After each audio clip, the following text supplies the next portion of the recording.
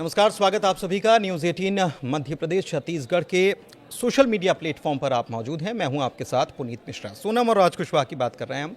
Updates आप तक पहुंचा देते हैं कि क्या कुछ हुआ है, क्या क्या जानकारियां। वैसे तो आप तक खबर पहुंच गई है, जानकारी और सब चीज़ों से आप वाकिफ़ हैं कि क्या कुछ हुआ है, लेकिन कुछ टाइमलाइंस जो हैं वो सामने आई है और इसीलिए मैं आपके सामने आया हूँ कि कुछ चीज़ें आपको और बताई जाए, इसमें और जानकारी आप तक पहुँचाई जाए।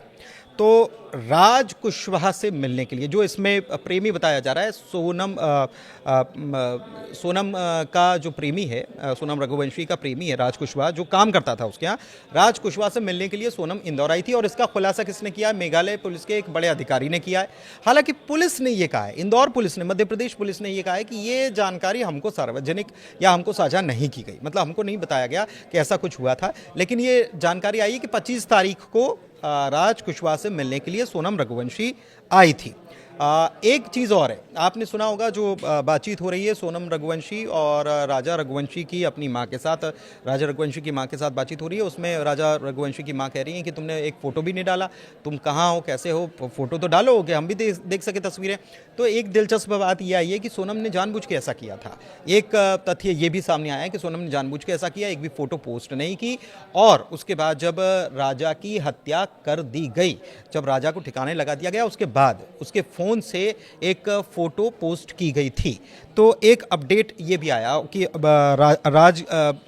राजा जो है उसके सोशल मीडिया अकाउंट से फोटो डाली गई और इसी से एक बड़ा शक पुलिस को गहराता चला गया कि हो ना हो मामला कुछ संदिग्ध है, क्योंकि इतने दिन से आए थे, हनीमून पर आए थे, एक भी फोटो इन्होंने, कामाख्या भी गए थे, दर्शन किए थे, एक फोटो पोस्ट इन्होंने नहीं की और उसके बाद ये पोस्ट आया, तो ये मामला गहराया है। एक बात और है, बड़ी बात यह है कि राजा रघुवंशी की हत्या जो की गई या जिस तरीके से ये वारदात अंजाम दी गई, उसमें यह भी पता चला है कि ये लोग जो मिलकर जिन्होंने हमला किया, इसमें राजा रघुवंशी की तभी मौत नहीं हुई थी और धक्का दे दिया गया। सोनम और उसके साथियों ने मिलकर राजा रघुवंशी को धक्का दे दिया और उसके बाद वहां पर खून ज्यादा बहने की वजह से, मतलब जब राजा रघुवंशी को धक्का दिया गया तभी वो जीवित था, लेकिन खून ज्यादा बह जाने की वजह से और तुरंत मदद नहीं मिल पाने की वजह से राजा रघुवंशी ने तड़प तड़प कर दम तोड़ दिया।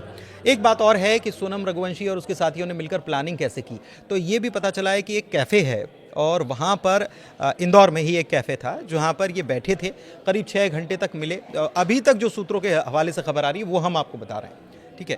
तो ये खबर है कि ये 6 घंटे तक वहाँ पर बैठे मिले, शादी के बाद की बात बताई गई है। शादी हुई उसके 2-3 दिन बाद सोनम और उसके साथी जो हैं ये मिले, बातचीत की, पूरी प्लानिंग की। 6 घंटे के आसपास इन्होंने पूरी प्लानिंग की और उसके बाद ये प्लान बनाया कि हमको इस तरीके से ये करना है।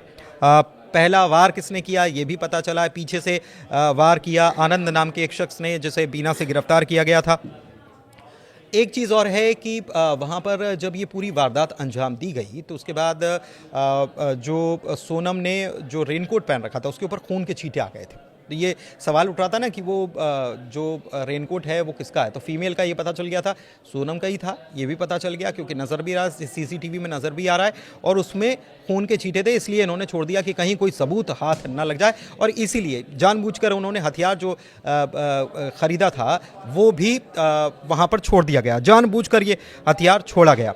गुवाहाटी से हथियार लिया गया था, ये भी बात पता चल गई है। एक चीज़ और है कि जब ये यहाँ पर ये वारदात को अंजाम देने की तैयारी कर रहे थे तो ये चूंकि पहाड़ी इलाका है, पैदल चल चल कर थक गए थे और ये राज या दूसरे उसके साथी आनंद और जो लोग इसमें इन्वॉल्व थे सब लोग थक गए थे और इन्होंने, एक मौका ऐसा आया था जब इन्होंने मना कर दिया था, सूत्र ये बता रहे हैं कि इन्होंने मना कर दिया था कि हम ये नहीं करने जा रहे हैं। फिर सोनम ने कहा है कि नहीं, ये करना तो पड़ेगा, मारना तो पड़ेगा।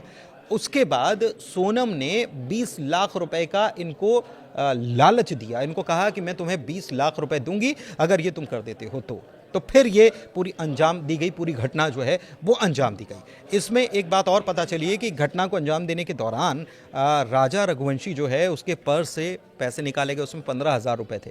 15,000 रुपये सोनम ने निकाले और उन 3 लड़कों को दिए।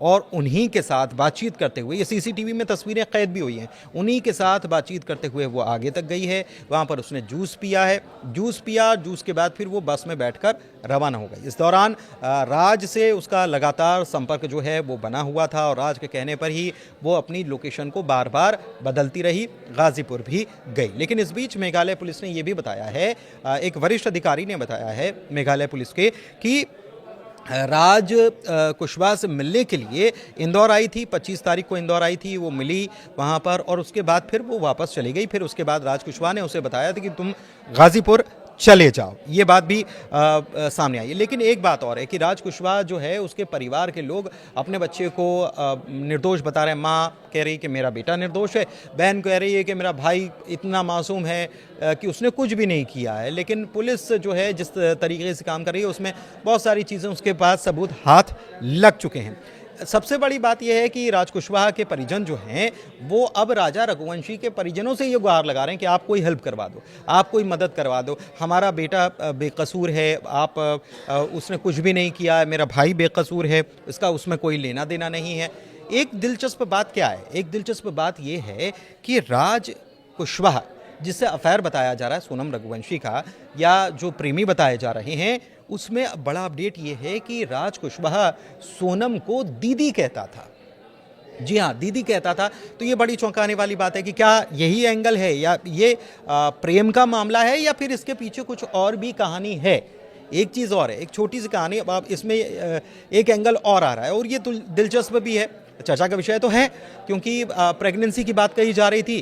तो अब एक बात, उसका जो मेडिकल कराया सोनम रघुवंशी का, उसमें कुछ चीज़ें सामने नहीं आई हैं। लेकिन फिर भी ये कहा गया है कि उसका अल्ट्रासाउंड यानी कि सोनोग्राफी जो है एक बार कराई जाएगी, ताकि चीज़ें उस मामले में और तथ्य साफ हो पाएँ कि उसकी प्रेगनेंसी है या नहीं है। लेकिन उसे कोई चोटें नहीं हैं। एक बात और है कि जिस पंडित को बताया था परिवार ने, और जिस पंडित ने बताया था कि पूर्व दिशा की ओर वो लेके गई है, इसमें महिला इन्वॉल्व है, और जिसने ये कहा था कि उल्टी तस्वीर लगा दो तो उसका पता चल जाएगा, तो उस पर लोगों का भरोसा बढ़ गया है। बड़ी चर्चा हो रही है कि अरे पंडित जी ने तो बहुत सही बात बता दी। तो उन्होंने एक दावा और कर दिया। उन्होंने दावा क्या किया, उन्होंने कहा है कि इसमें अधिक से अधिक 15 लोग इन्वॉल्व हो सकते हैं, और उन्होंने ये भी दावा किया कि इसमें एक और महिला इन्वॉल्व है। अब वो महिला कौन है, पंडित जी की बात के ऊपर क्या कितना भरोसा किया जाए, ज्योतिषी की बात पर कितना भरोसा किया जाए, इसको तो हम नहीं कहना चाहेंगे, लेकिन उनकी तरफ से ये कहा गया। तो क्या जांच इस तरफ से अगर किसी का दावा है और वो भी ज्योतिषी का, तो उस ज्योतिषी के दावे पर क्या जांच बढ़ जाएगी आगे? ये अपने आप में एक बड़ा सवाल है। लेकिन पुलिस अपनी तहकीकात को अभी और जारी रखे हुए, इनसे पूछताछ लगातार की जा रही है, और इनके द्वारा हो सकता है कि आमने सामने बैठाएंगे तो और भी चीज़ें सामने साफ हो जाएंगी, कि पहले अलग अलग पूछताछ होगी, उसके बाद फिर आमने सामने बैठ जाएंगे तो सारी चीज़ें साफ हो जाएंगी। कुल मिलाकर अपडेट ये था, अपडेट आप तक हमने पहुंचा दिया है। फिलहाल मुझे इजाज़त दीजिए। आपको अपडेट कैसा लगा बताइएगा ज़रूर कमेंट के जरिए, और हमारे चैनल को लाइक कीजिए, सब्सक्राइब कीजिए। बहुत शुक्रिया।